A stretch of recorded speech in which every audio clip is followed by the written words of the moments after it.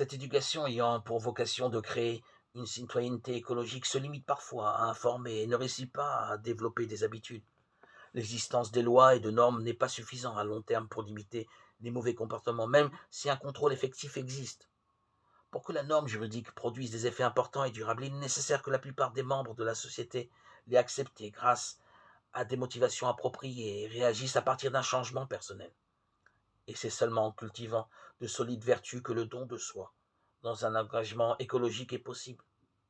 Si une personne a l'habitude de se couvrir un peu au lieu d'allumer le chauffage, alors que sa situation économique lui permettrait de consommer et de dépenser plus, cela suppose qu'elle a intégré des convictions et des sentiments favorables à la préservation de l'environnement. Accomplir le devoir de sauvegarder la création par de petites actions quotidiennes est très noble, et il est merveilleux que l'éducation soit capable de les susciter jusqu'à en faire un style de vie.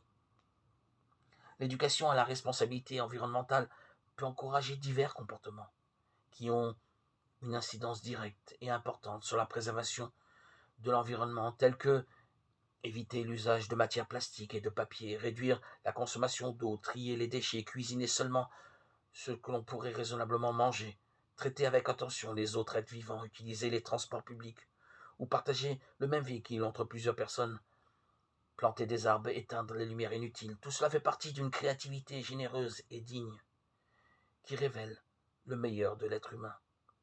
Le fait de réutiliser quelque chose au lieu de le jeter rapidement, parce qu'on est animé par de profondes motivations, pour être un acte d'amour exprimant notre dignité.